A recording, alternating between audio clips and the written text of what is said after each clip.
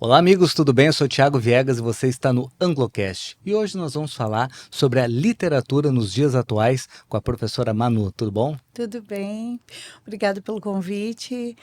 Fico lisonjeada. É sempre bom poder falar daquilo que a gente gosta, né? Então, eu agradeço pela oportunidade. Pô, eu que agradeço, porque para mim é sempre um privilégio falar de literatura.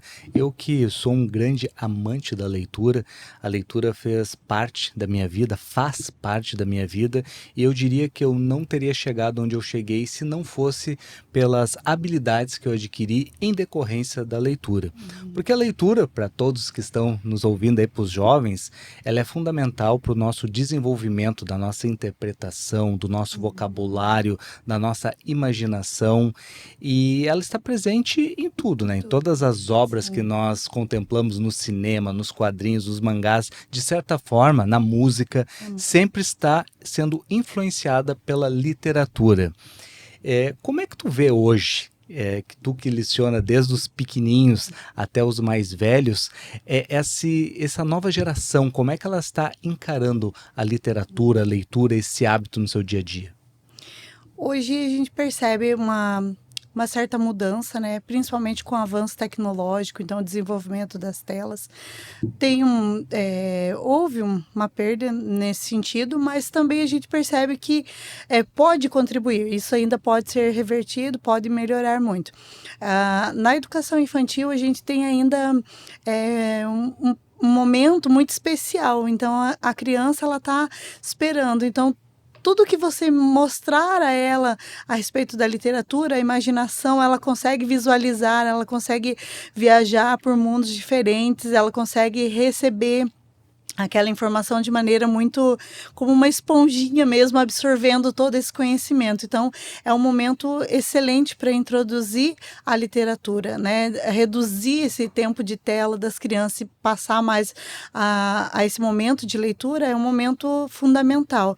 Já um momento, né, dos adolescentes, a partir dos pré-adolescentes, adolescentes dos 10 anos, 11 anos, é um momento já mais delicado, porque eles começam a desenvolver outros interesses e aí acaba se perdendo um pouco disso, né? E aí quando eles chegam já mais próximo da sua fase adulta, a gente percebe que alguns acabam retomando, outros deixando completamente de lado, mas isso faz esse processo, principalmente aqueles alunos que estão focados em vestibular e estudar, eles sentem essa necessidade da leitura, de fazer parte. Eu preciso aumentar meu vocabulário, eu preciso melhorar a minha capacidade imaginativa. Como fazer isso? E é através da literatura que isso é possível, né?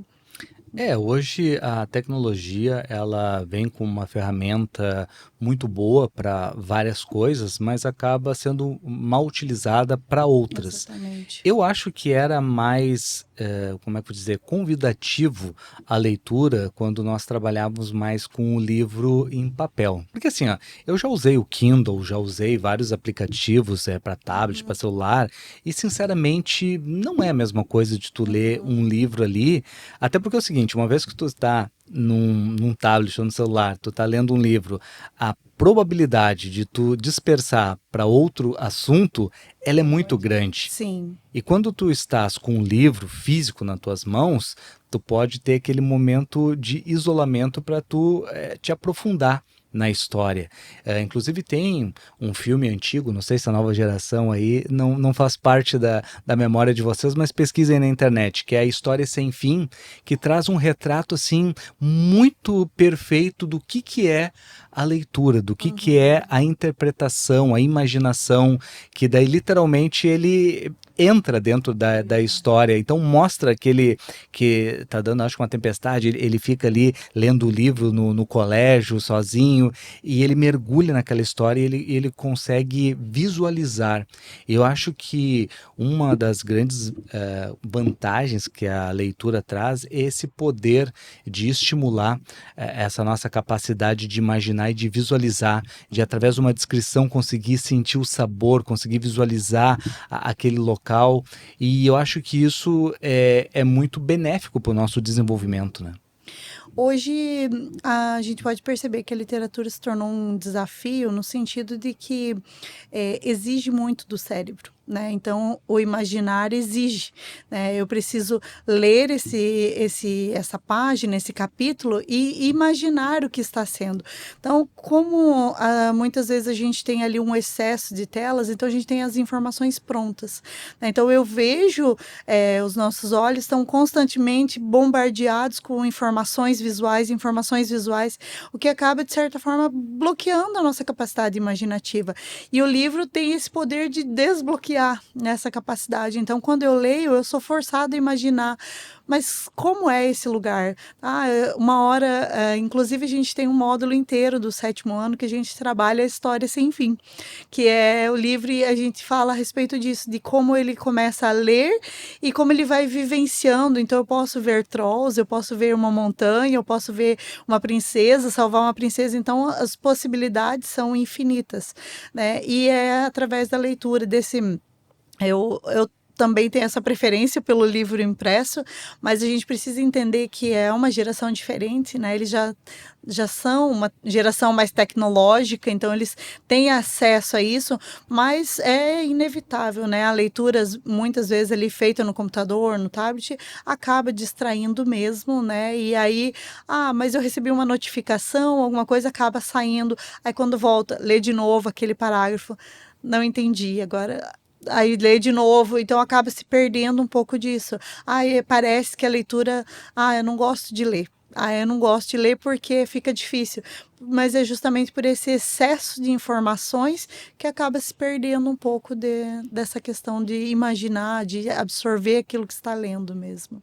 Com certeza, eu acho que para a geração atual é mais difícil gostar, né, aderir o hábito da leitura do que para a nossa geração. Embora que tinha dificuldade também na nossa geração para o hábito da leitura, mas não tinha tantas opções. Hoje em dia tem muito estímulo, muitas opções, mas o que acontece? A leitura, quando tu for analisar assim, eu tenho que ler uma obra obrigatória, é uma coisa, mas um bom gatilho para tu desenvolver a leitura é tu começar por algo do teu interesse. E é uma coisa que eu sempre falei para o meu filho desde pequeno, que eu incentivei ele a ler, que ele buscasse leituras que fossem agradáveis para ele, de temáticas que fossem agradáveis para eles. E nisso a gente pode pegar alguns autores que são muito bons, que nem a gente estava até comentando em off aqui, que eu vim a conhecer a J.K. Rowling, né, a criadora da saga Harry Potter, que para quem conhece apenas pelos filmes e pela série que vai vir agora da HBO, é baseado nos livros, né, best-sellers, acho que não sei se é a obra mais vendida, mas se não for, é uma das obras mais vendidas da literatura, mas o tipo de escrita da J.K. é um tipo de escrita moderna, então ela tem uma linguagem que comunica muito com a nossa linguagem atual, porque às vezes tu pega, por exemplo, o professor Tolkien, ele escreveu O Senhor dos Anéis, mas tu baseia no filme, daí tu vai ler o livro, tu tem aquele baque, porque o livro tem aquela linguagem, obviamente, da contexto da época dele, ele era um linguista, então é um professor, literalmente, né? Então ele tinha aquela linguagem carregada e aquela coisa que é um pouco mais difícil de digerir. Então tu começar uma leitura para O Senhor dos Anéis, talvez não seja o melhor caminho, mas tu começar algo como um Harry Potter, fica muito mais fácil de tu iniciar a tua jornada na leitura, e isso tu vai desenvolvendo o hábito, e eu acredito que a leitura, ela é como qualquer coisa na vida. Por exemplo, numa arte marcial, tu não começa já dominando, tu começa a faixa branca, fazendo movimentinhos básicos, vai evoluindo. Da mesma forma assim, tu não vai começar a consumir a literatura já por um livro difícil, tu começa a pegar uma leitura mais fácil para tu ir adquirindo esse gosto, né? Sim, o que eu comento com os alunos, já assim, dos anos iniciais, então eu falo para eles, começa lendo aquilo que você gosta, vê se o título chama a sua atenção, se a capa do livro chama a sua atenção, começa por uma preferência. E já para os alunos dos anos finais, né, que tem esse hábito leitor, ou pelo menos está tentando, eu falo sempre para eles, não leia só o que você gosta. Porque muitas vezes a gente fica, eu gosto de ficção, então eu leio somente ficção. Só leio ficção, ou só fantasia, só fantasia. Ah, eu gosto de poesia, eu leio só um gênero específico. Ah, aí eu me deparo com, vou fazer um vestibular, uma prova, ou algo assim nesse sentido, e de repente tem ali uma literatura que eu não estou familiarizado. Então eu falo para eles, leiam é, textos diferentes, textos jornalísticos, leio, a poesia também pode estar relacionada com o texto jornalístico, então foque em coisas diferentes para aumentar o seu repertório, aumentar o seu conhecimento, seu vocabulário. Então, para a gente começar, a gente começa por aquilo que a gente gosta, depois a gente começa a se desafiar a ler coisas diferentes, né? E às vezes nisso a gente é surpreendido, né? Eu tenho uma amiga que a gente sempre troca livros com ela, então ela, eu acho que esse aqui você vai gostar. Ela não é do estilo que você gosta, mas eu acho que talvez você vai gostar, você vai se surpreender. Então eu faço a mesma coisa, às vezes eu leio alguma coisa e digo, olha, eu acho que é bem diferente do que ela está acostumada, mas ela vai gostar. Então a gente sempre troca livros e é uma recomendação válida, né? A gente começa por aquilo que a gente gosta, vai evoluindo, né? Até eu percebo que os alunos têm uma certa resistência com alguns autores, né? Como Shakespeare, Machado de Assis, Clarice Lispector. Então, eles têm uma certa resistência por conta dessa linguagem mais rebuscada, mais difícil, palavras, mas preciso ler com o dicionário do lado, assim, então, não, então eu prefiro deixar de lado e não ler. Então, é interessante começar e ir evoluindo gradativamente. Então, começo por uma mais fácil e vou, né, melhorando e até chegar ao ponto de ler Machado de Assis tranquilamente. Memórias Póstumas vai rapidinho aí, né? Então, é mais ou menos isso.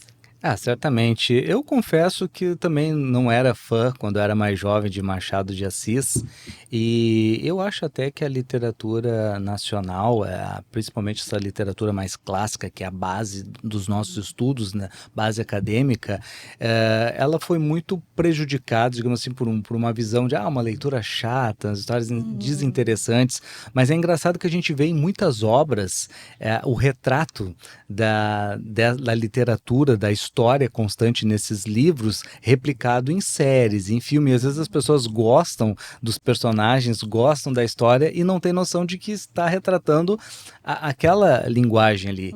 Mas eu acredito assim que muito passa pelo professor e pela forma com que é apresentado essas histórias para nós. Eu nunca vou me esquecer de um professor que eu tive no pré-vestibular, já foi no finalzinho já da minha formação, que ele me apresentou O Grande Sertão Veredas.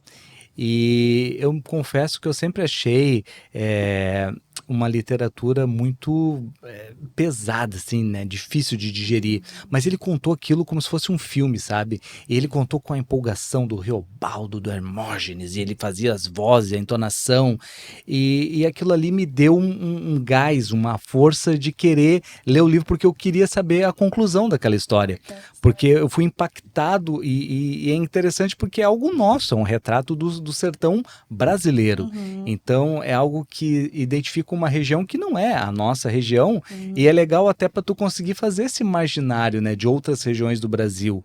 E é muito legal de ter esse desafio. Eu acho hoje que o jovem ele busca muita facilidade.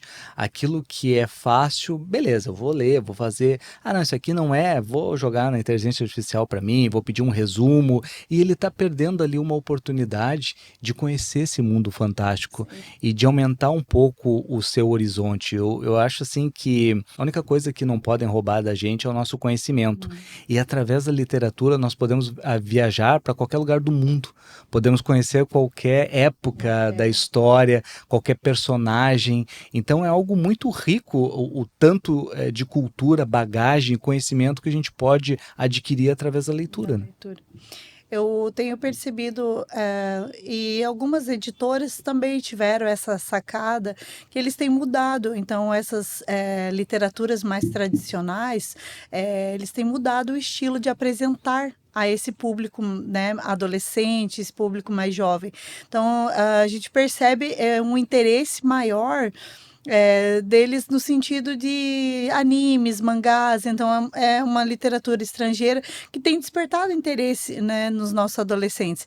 E algumas editoras já perceberam isso e tem se não me falha a memória, é a editora Melhoramentos, mas eu tenho que confirmar essa informação. Ela transformou o livro O Alienista em história em quadrinhos. Então, essa transformação ali de uma literatura clássica para esse modelo mais acessível ali às crianças, aos adolescentes, então facilita deles terem esse gosto pela leitura, né? E juntamente com filmes e séries, isso contribui de certa forma também para ter interesse. Então eles assistem o filme, eles veem uma série, desperta esse interesse. Ah, então eu vou ler o livro. Será que é tudo isso mesmo? Está descrito? E aí às vezes eles percebem, né, esse impacto, né? Ali, não é tão parecido assim quanto está no livro, né? Então eles acabam tendo esse comparativo. Eu ouço muito também, mas eu posso só assistir o filme para, né, quando a gente está fazendo algum trabalho, alguma atividade relacionada a algum livro específico, eu posso só assistir o filme? Não, né? Você precisa da leitura para você entender. Mas eu vou usar a inteligência artificial para me dar um resumo. Falo, toma cuidado, porque a inteligência ela está aprendendo, ela não tem todo esse conhecimento ainda. É rápido? É instantâneo? Com certeza, mas às vezes ela não dá as informações verdadeiras, então é preciso tomar certo cuidado com relação a essa questão. Então, sempre eu conversando com eles, orientando e tentando estimular neles esse desejo. E, né, uma coisa positiva realmente as editoras transformarem, perceberem essa mudança do público e também mudarem as histórias, né, transformar histórias em quadrinhos, em curtas, e eles vão fazendo essa mudança bem fiel à literatura. Isso contribui muito para desenvolver nessa hábito, desejo de ler mesmo, né, das nossas crianças. Eu acredito que todo o formato ele é muito válido, e inclusive a gente tem várias obras que ganharam grande notoriedade de formatos modernos, de formatos mais jovens, como as histórias em quadrinho. Nós temos grandes escritores de quadrinhos que serviram de base de histórias que foram para o cinema. Que nem nós temos Frank Miller com as histórias do Batman que foram utilizadas no cinema e diversas outras. O mangá que rompeu todas as barreiras, indo para animes, indo para live action também, para séries, para o cinema, e tudo foram histórias que se originaram nesse formato e ganharam esse aprofundamento nas outras mídias, popularizando ainda mais os autores. Mas é sempre interessante tu voltar à obra original, porque a obra original é a fonte. Então, se tu gostou de qualquer coisa relacionada àquele universo, é certo que tu vai gostar da fonte original, porque ali vai estar todo o conhecimento, vai ter um universo muito mais completo. Eu gosto de fazer uma análise de como se uma obra audiovisual fosse o topo da pirâmide e o livro fosse o resto. Então é algo muito maior. Às vezes tu tá vendo o iceberg, só aquela pontinha ali, e a parte maior dele tá submersa. Então um pouco isso, sabe? O livro te traz essa profundidade, porque ali tu tem todo o tempo do mundo para desenvolver melhor os personagens, para desenvolver melhor a história. Eu sempre trago a citação de Jurassic Park, que é um grande sucesso, o filme, mas o livro ele é muito superior à história. A história do Frankenstein também, eu nunca vi nenhuma representação no cinema que faz jus ao livro, que o livro é muito mais rico. Então, para quem ainda não teve oportunidade de ler Frankenstein, é uma baita obra, então fica aqui a indicação. E é legal de tu ter esse processo imaginativo. Eu acho que está se perdendo um pouco essa capacidade de imaginar, de improvisar, tudo se torna dependente assim, ou aquela coisa cria ter que ser exatamente aquilo, mas daqui a pouco não é aquilo, tem as nuances, tem os entrelinhas ali. Então é muito legal esse desenvolvimento que a literatura faz, não somente no formato, mas também no tipo do autor, que aqui nós estamos falando muito de autores de romances, mas também podemos pegar colunistas, pessoas que abordam o dia a dia, que nem nós citamos aqui anteriormente o Luiz Fernando Veríssimo, que é um escritor gaúcho aí, que tinha uma coluna que ele falava assim das coisas do cotidiano, que é maravilhoso. Então fica a dica aqui também pesquise aí no Google, Luiz Fernando Veríssimo, leia algumas colunas dele aí que tu vai entender o que eu estou falando. E tudo isso é cultura, é conhecimento, é um enriquecimento de conteúdo. Agora falando, os jovens gostam muito de ouvir de sucesso, carreira e dinheiro. Toda pessoa bem-sucedida, todo grande líder, todo grande CEO é um cara que ele tem muito conteúdo, ele tem muito bagagem. E daí você vai perguntar para essa pessoa se ela leu alguns livros, ela vai ter alguns títulos que ela leu. E até para ela entender outros livros, pegando agora o campo de aplicações, por exemplo, livros sobre negócios, livros sobre finanças, tu vai ter que ter um entendimento. E para tu ter um entendimento, se tu nunca desenvolveu, Essa né, habilidade. o teu músculo ali Uhum. para ele ter essa capacidade, tu não vai conseguir assimilar todas as nuances, todo o conhecimento. Então, é algo que é muito positivo a pessoa desenvolver o hábito da leitura e, como tu bem mencionaste, variando, pegando romance, ficção, quadrinhos, mangá, jornais, colunistas, porque daí tu consegue ter uma visão completa de várias linguagens e de várias pessoas diferentes para tu compor esse macro conhecimento. Uhum. É interessante porque justamente quando a gente pega grandes CEOs ali, gerentes, né, de empresas, eles trazem esse momento de dedicação à leitura, né? Então, tem o hábito mesmo, então é pela manhã, é antes de dormir, é em algum momento específico do dia eu tiro para realizar essa leitura. E essa variedade, né, é o que contribui justamente para esse poder de criação, poder imaginativo ali, resolver pequenos problemas com a criatividade, né? E eu vejo que é uma coisa que tem se perdido, né, ao longo dos tempos, porque justamente talvez pelo fato de lerem menos, né? Então acaba que um problema simples, né? Como que a gente pode resolver esse problema? Né? Vamos pesquisar, vamos procurar, né, a resposta pronta, vamos jogar na inteligência artificial, ela vai dar a resposta pronta. Então, às vezes eu estou fazendo algumas atividades ali em sala com os alunos, eu falo para eles, não, agora é com vocês, tem que, mas o que eu vou escrever, o que eu vou falar? Tem que vir da sua imaginação. E recentemente até eu gosto muito das aulas de produção de texto, estimular eles. Nós trabalhamos diversos tipos textuais, mas eu faço sempre desafios com eles e aí eu falo para eles, escreva o texto, depende ali do gênero, se for, né, ficção, um conto, alguma coisa. O melhor texto eu vou levar para outra turma ler. E o melhor texto, aquele que for escolhido ali dentro de alguns critérios que eu estabeleço com eles, vou trazer uma recompensa para vocês.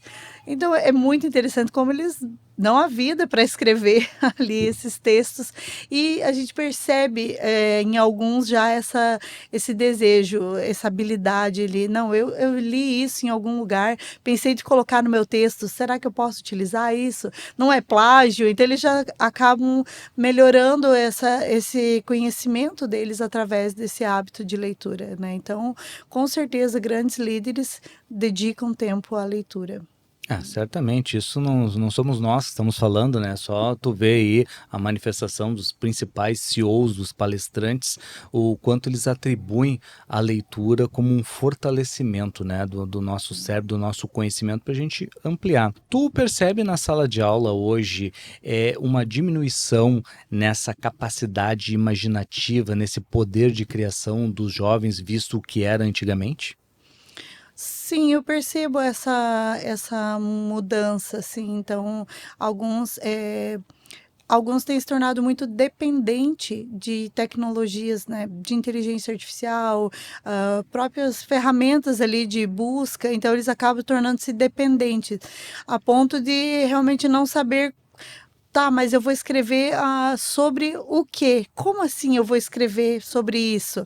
Então, eu percebo uma grande dificuldade em relação a isso. Então, porque a tecnologia é uma coisa muito boa, é maravilhosa. Eu sempre falo, usem isso a favor de vocês, a desafiar vocês, né? Então, quando vocês estão usando a inteligência a inteligência artificial, como que ela pode contribuir e não te dar a resposta pronta, não espere uma resposta pronta, faça ela te perguntar como você pode resolver isso, como você pode criar isso, né? Então, é uma diminuição dessa imaginação, desse poder de imaginar mundos diferentes, soluções diferentes, espaços diferentes.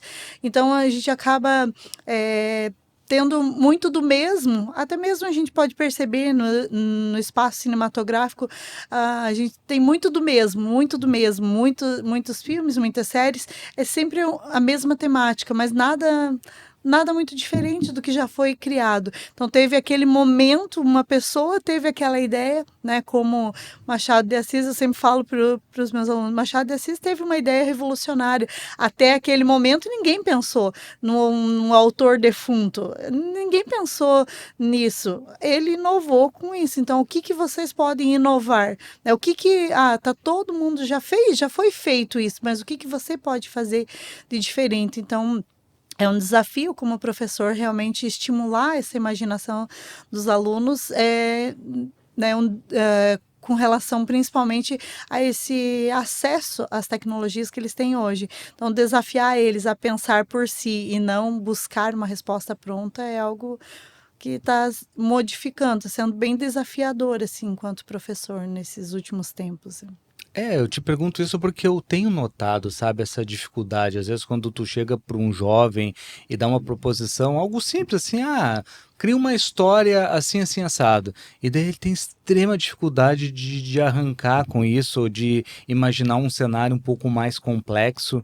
E eu acredito que a leitura, ela te ensina a pensar, ela te ensina a analisar, a voltar, a ter que entender, a procurar os detalhes. Isso é fundamental para tu basear todo o teu processo criativo, todo o teu processo crítico, e vai te dar muito bagagem.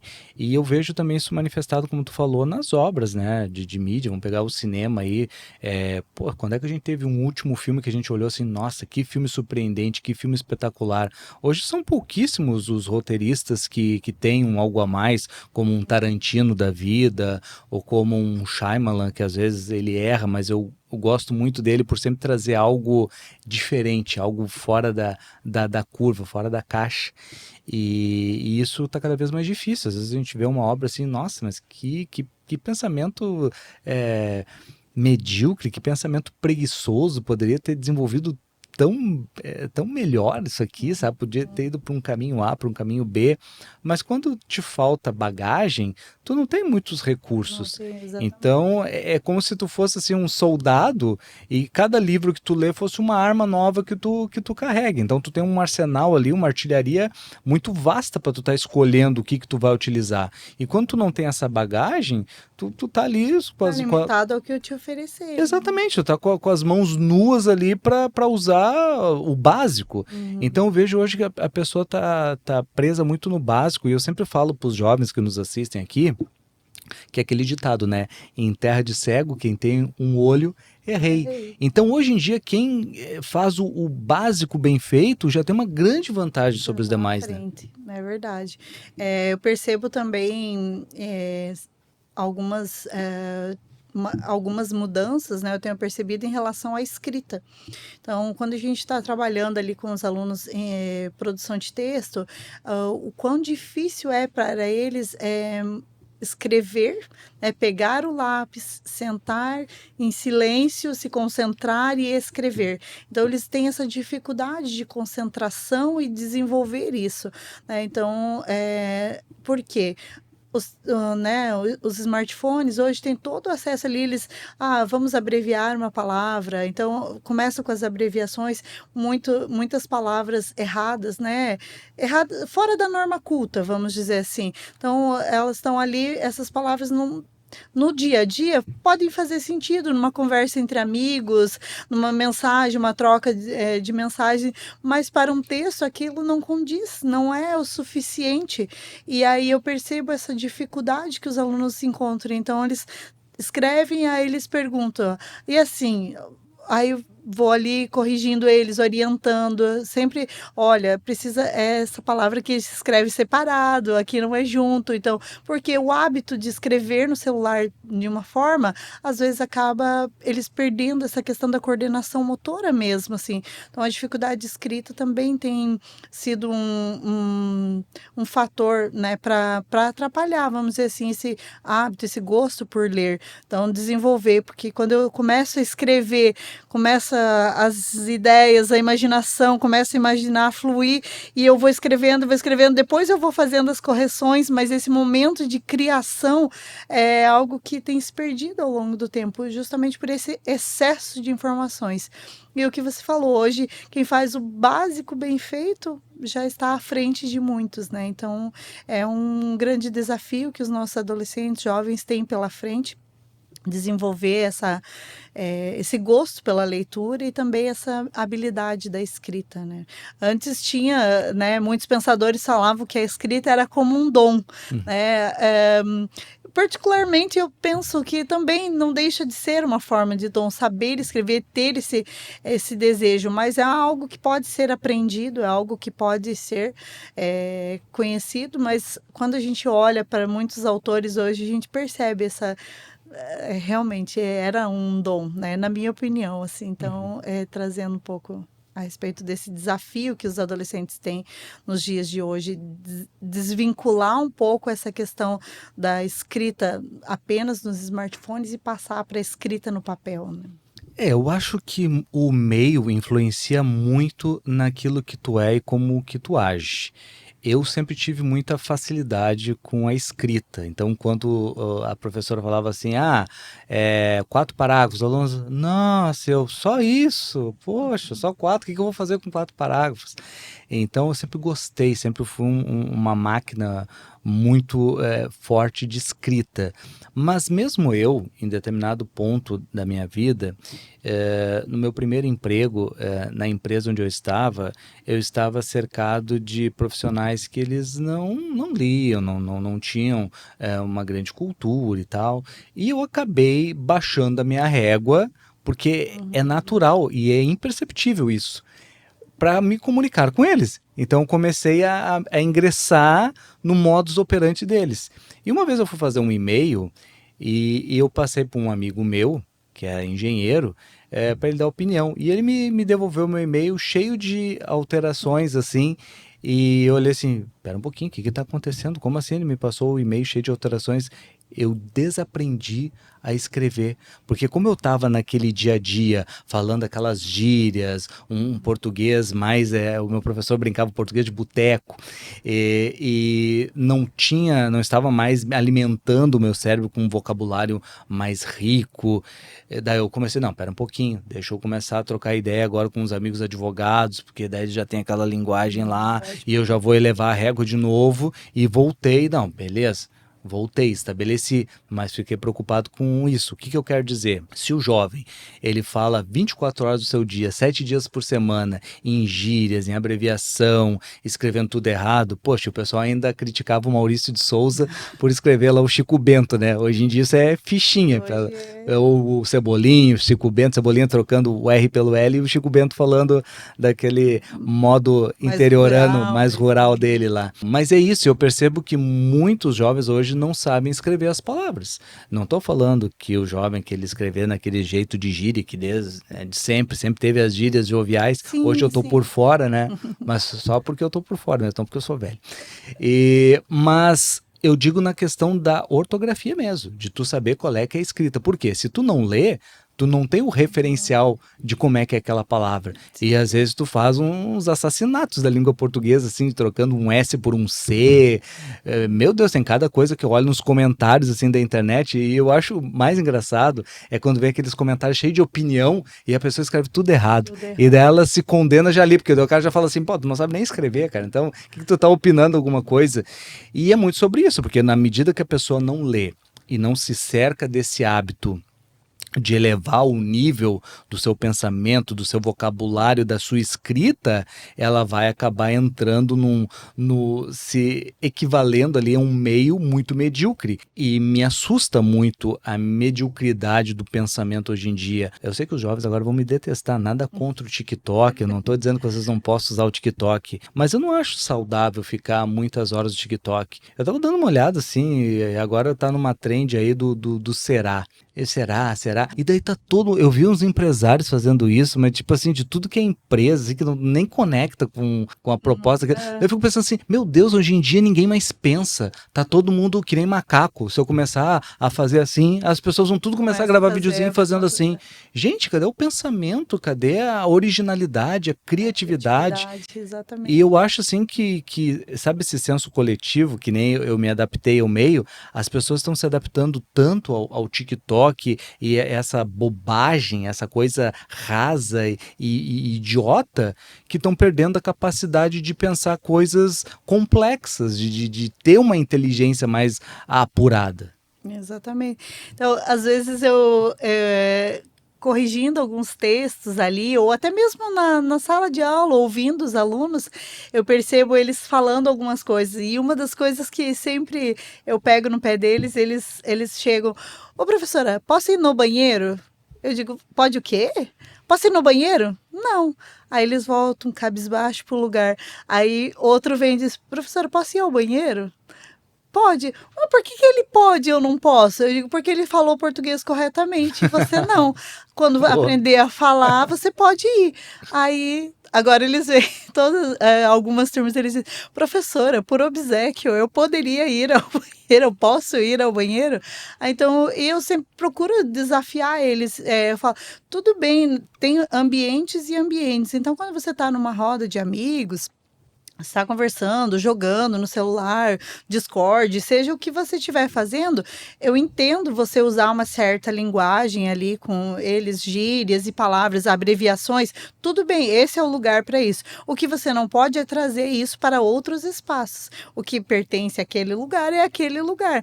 Dentro da sala de aula, agora vocês têm conhecimento para isso, então vocês não podem mais usar esse tipo de palavra. Então, você quer se referir a alguma coisa? Use a palavra correta.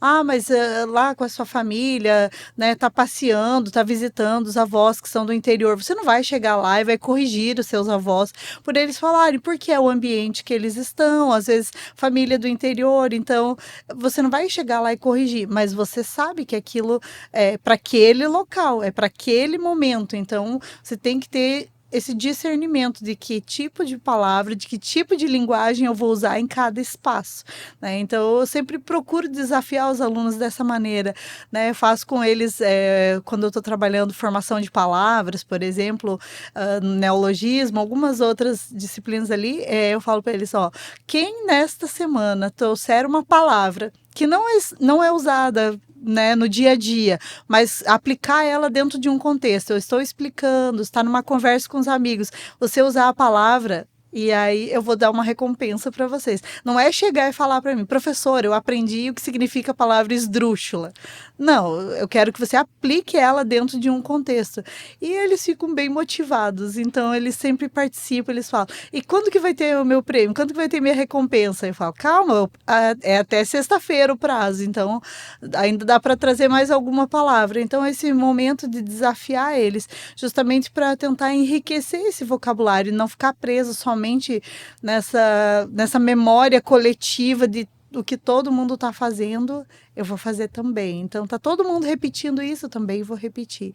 Então, são momentos, espaços, né, que a gente pode estimular o aluno para essa linguagem mais formal, né? Eu brinco com eles, você não vai mandar um e-mail, né? Vocês não vão mandar uma mensagem para o médico que você precisa de um exame ou algo assim, escrevendo, né, em gírias com ele. Você vai usar uma linguagem mais adequada. Agora, você não vai usar uma linguagem totalmente formal para mandar um oi e convidar seu amigo para ir comer uma pizza à noite. Sim. Então, tem que ter esse discernimento de quando você vai usar esse tipo de linguagem.